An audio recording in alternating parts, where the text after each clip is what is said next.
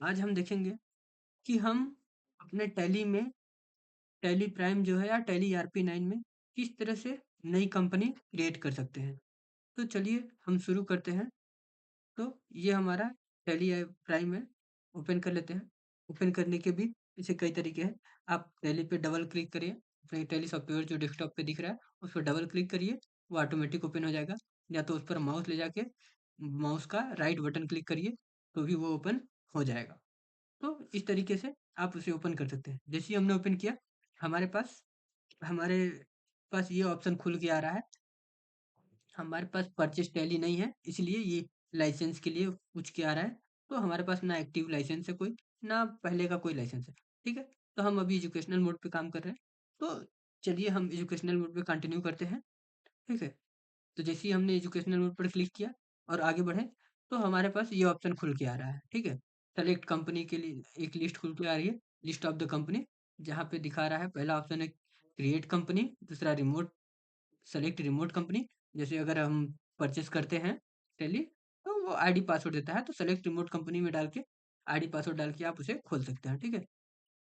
Specific पथ, अगर इसके अलावा आपकी डाटा जो कंपनी का जो डाटा है वो कहीं और है, तो उसका जो पथ है यानी पथ है उसको कॉपी करके स्पेसिफिक पथ में पेस्ट कर देंगे तो वो कंपनी खुल जाएगी।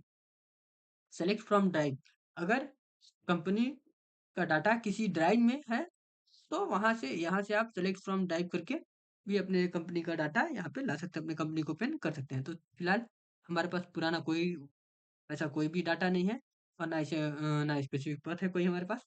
तो हम जो पहला ऑप्शन है क्रिएट कंपनी, उस पर क्लिक करेंगे। ठीक है? तो जैसे ही हम क्रिएट कंपनी पे क्लिक किए, तो हमारे सामने ये ऑप्शन ओपन करके आ गया। क्या आ गया? कंपनी क्रिएशन, मतलब कंपनी क्रिएट करने के लिए हमारे पास ऑप्शन खुल के आ गया। तो यहाँ पे कंपनी डाटा पथ, यहाँ पे पहले ही ऑप्शन है कंपनी डाटा पथ। यहाँ पे बताया हुआ है कि हमारा जो कंपनी का डाटा है वो कहाँ जाके सेव होगा। अगर हम इसमें किसी कंपनी क्रिएट करते हैं और कंपनी जो हमने कंपनी क्रिएट किया है उसमें कोई भी काम करते हैं, तो वो डाटा कहाँ जाके सेव होगा। तो ये बता रहा है कि सी ड्राइव में यूजर नाम का एक फोल्डर है, यूजर में फिर पब्लिक नाम का एक फोल्डर है, और पब्लिक में जाएंगे तो फिर टेली प्राइम नाम का एक फोल्डर मिलेगा। उस फोल्डर में डाटा, फिर डाटा नाम का एक फोल्डर होगा, उसमें आपकी सारे डाटा सेव होंगे। ठीक है? तो ये उसका पथ है। अब पहले ही पहला पूछ रहा है कंपनी नेम, कि आपकी कंपनी का नाम क्या है। तो मैं यहाँ पे फिलहाल कोई सा भी बना देता हूँ, तो मैं एक अपनी कंपनी बना देता हूँ।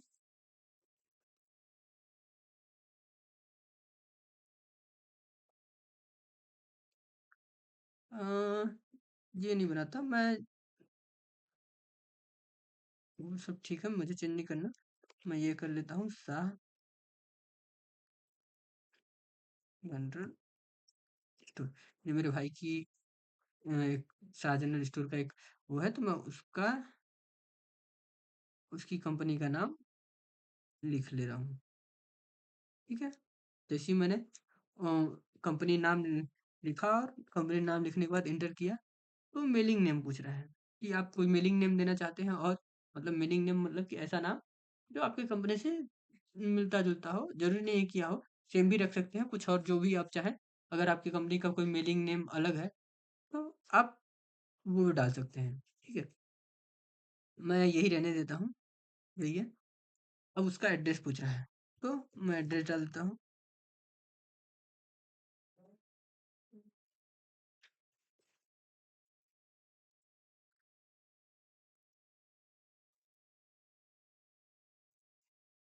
ठीक है?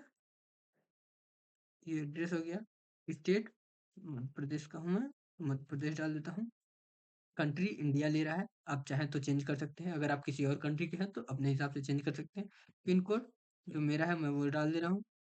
टेलीफोन नंबर, फिलहाल मेरे पास टेलीफोन नंबर नहीं है। मोबाइल नंबर डाल देता हूँ मैं। तो ठीक, ये मोबाइल नंबर डाल दिया मैंने। फैक्स नंबर हमारे पास नहीं है। ईमेल आईडी, ईमेल आईडी डाल देते हैं।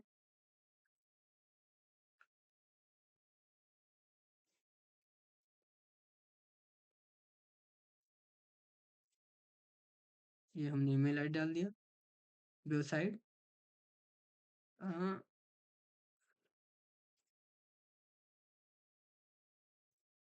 ये वेबसाइट डाल दिया हमने। वेबसाइट डालने के बाद इंटर किए, तो ये फाइनेंशियल ईयर बिगिनिंग फ्रॉम पूछ रहा है, मतलब कि आपका जो फाइनेंशियल ईयर है, वो कौन से ईयर से चालू होगा और कौन से डेट से और कौन से ईयर से चालू होगा। तो यहाँ पे बाय डिफ़ॉल्ट 1 अप्रैल 2024, क्योंकि हमारा जो फाइनेंशियल ईयर होता है, वो स्टार्ट होता है 1 अप्रैल से और खत्म होता है 31 मार्च को। जो हमारा फाइनेंशियल ईयर है, वो ऑटोमेटिक ये सेलेक्ट कर रहा है 1 अप्रैल 2024, क्योंकि 24-25 जो करंट जो हमारा असेसमेंट ईयर है, वो 24-25 चल रहा है, ठीक है? तो इसलिए ये 1 अप्रैल 2024 ऑटोमेटिक ले लिया है। चूँकि अगर आपका बिज़नेस बीच में स्टार्ट होता है किसी भी डेट से, तो आप वहाँ से भी डाल सकते हैं, कोई इश्यू नहीं है इसमें। अपने हिसाब से इसको चेंज कर सकते हैं। ये मेरा एजुकेशनल मोड में है, तो हम डेट चेंज नहीं कर सकते हैं। बुक्स बिगिनिंग फ्रॉम में भी वही डेट डाल सकते हैं, जो फाइनेंशियल ईयर तो जो जो चा साल चल रहा है वो डालें। बुक्स बिगिनिंग मतलब आप कौन से महीने या दिन से अपना जो रिकॉर्ड रखना शुरू कर रहे हैं, वो डेट डाल सकते हैं उसके नीचे वाले में इसमें, ठीक है? तो हमारे पास फिलहाल एजुकेशनल वर्ज़न है, तो हम यहाँ पे डेट चेंज नहीं कर सकते। तो इसको जैसा है वैसे ही रहने देते हैं और आगे बढ़ते हैं। अब हमारे पास पूछ रहा है बेस करेंसी सिंबल, मतलब आप अपना बेस करेंसी सिंबल क्या रखना चाहते हैं। अगर इंडिया में है तो रुपीस रखिए, किसी और देश के हैं, अमेरिका के हैं तो डॉलर, या और भी किसी और देश के हैं तो वहाँ का जो सिंबल होगा वो रखिए, वो डाल सकते हैं आप। ठीक, यहाँ पे formal name Indian Indian rupees को INR बोला जाता है, तो हम यहाँ पे INR बाई डिफॉल्ट लिख के आ रहा है, ठीक है? जैसे ही आप ये सारी चीज़ों में भरेंगे, फिल करेंगे, अपने हिसाब से चेंज करेंगे, उसके बाद एंटर करेंगे, तो ये एक्सेप्ट करने के लिए पूछेगा। अगर यस कर देते हैं तो हमारी कंपनी क्रिएट कर देगी, नो हो कर देते हैं तो नहीं होगी, फिर से आप चेंज कर सकते हैं। मेरी जो डाटा था वो हो चुका है, तो मैं यस कर देता हूँ। तो देखिए ये गोल गोल राउंड होने लगा। तो जैसे ही मैंने यस किया, ये सक्सेसफुली हम मेरा कंपनी क्रिएट हो गया और वो आगे के प्रोसेस में हमें डाल दिया। तो कंपनी क्रिएशन सक्सेसफुल हो गया। Enable the features as per business need, अगर बिज़नेस की कुछ और नीड्स हैं, उसके हिसाब से ये चेंजेस करने के लिए बोल रहा है। तो पहला यहाँ पे कंपनी नेम आ गया है। यहाँ पे शो मोर ऑप्शन नो है। इसको अगर हम यस करते हैं, तो जो और भी बाकी सारे ऑप्शंस हैं, वो सारे ऑप्शंस दिखाई देंगे। यहाँ पे भी शो मोर फीचर्स है, ऑल फीचर, इसको भी यूज़ कर देते हैं। तो जितने भी फीचर्स हैं वो सारे दिखेंगे। तो यहाँ पे अकाउंट मेंटेनेंस पूछ रहा है। अब सबसे पहले अकाउंटिंग में मेंटेनेंस अकाउंट पूछ रहा है, तो जाहिर सी बात है हमें अकाउंट्स मेंटेनेंस करना है, तो यस करना है इसको। इनेबल ईवे बिल एंट्री, अगर आप इनेबल बिल वाइज एंट्री, अगर आप बिल बाई बिल अगर एंट्री करना चाहते हैं तो यस करिए, अदरवाइज नो करिए। इनेबल कॉस्ट सेंटर, ये आप नो ही रहने दीजिए। कॉस्ट सेंटर अगर आप कोई खर्चे वगैरह का वो लिखते हैं तो। इनेबल इंटरेस्ट कैलकुलेशन, अगर ये भी आप नो ही रहने दीजिए, इंटरेस्ट कैलकुलेशन करना नहीं है क्योंकि हम कोई ब्याज दे नहीं रहे हैं किसी को।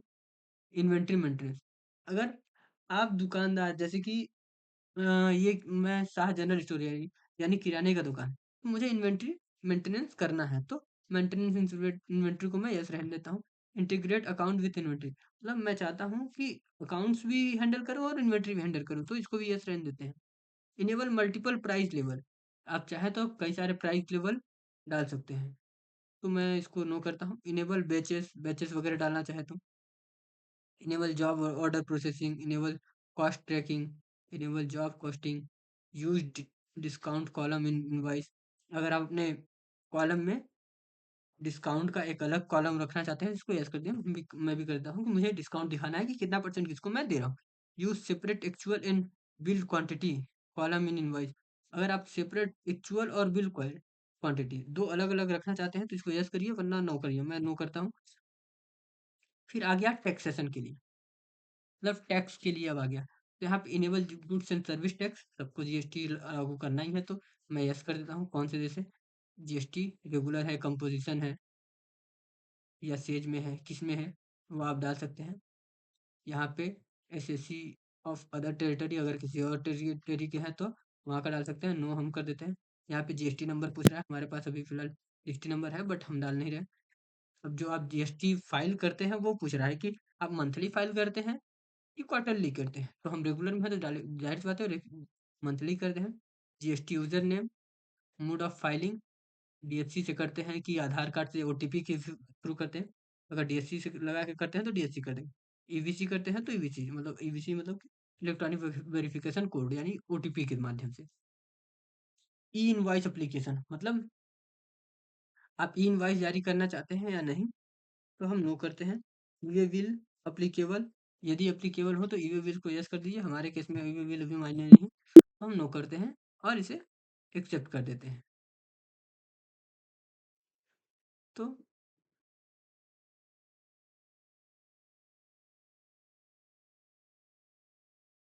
तो ये था जीएसटी का डिटेल। अब उसके बाद पूछ रहा है set alternate company GST rate and other details को नो कर देते हैं। Enable tax deduction at source अगर आप टीडीएस काटते हैं तो यस कर सकते हैं। टीसीएस लेते हैं तो भी यस कर सकते हैं। इनेबल वैट वैल्यू एडेड अगर आपके सामान पे वैट वगैरह लगता है तो यस कर सकते हैं और उसका डिटेल देखें। अगर एक्साइज ड्यूटी अगर लगती है तो आप चालू कर सकते हैं। इनेबल सर्विस टैक्स अगर कोई इसी तरह की सर्विस भी देते हैं तो उस पे अगर उस पे भी टैक्स लगता है तो वो भी ले सकते हैं। तो ये था टैक्सेशन में। तो जो मैंने जीएसटी को छोड़ के बाकी सारे केस में मेरे नो ही हैं। Online access, enable browser access for report अगर आप अपने रिपोर्ट के लिए ब्राउज़र का यूज़ करना चाहते हैं तो यस रहने दीजिए। Enable telnet service for remote access and synthetic no रहने देते हैं हम। पेरोल मेंटेनेंस अब आ गया पेरोल के लिए। मेंटेन पेरोल पेरोल मतलब कि अगर आप सैलरी वगैरह आपके यहाँ कर्मचारी बहुत ज़्यादा हैं तो आप पेरोल मेंटेन कर सकते हैं जिसमें आप अटेंडेंस वगैरह लगा सकते हैं और उसके हिसाब से सैलरी बना सकते हैं। तो हमारे यहाँ ऐसा कोई नहीं है तो हम नो ही रहने देते हैं। अदर में आपको पूछ रहा है enable payment request to share payment link और क्यूआर कोड। इसमें अगर यस करेंगे तो आप अपना पेमेंट लिंक वगैरह मैं यस कर देता हूँ। यहाँ पे नेम पूछ रहा है, पेमेंट मेथड पूछ रहा है, यूपीआई देंगे, गेटवे देंगे। क्रिएट अनदर मर्चेंट प्रोफाइल अगर आप करना चाहें तो मैं अभी फ़िलहाल इसको रहने देता हूँ।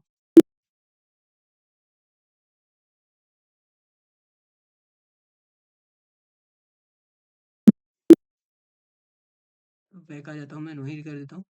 इनेबल मल्टीपल एड्रेस अगर आपके एक से ज़्यादा एड्रेस हैं तो आप यस करके अपने जितने भी एड्रेस हैं उनको डाल सकते हैं।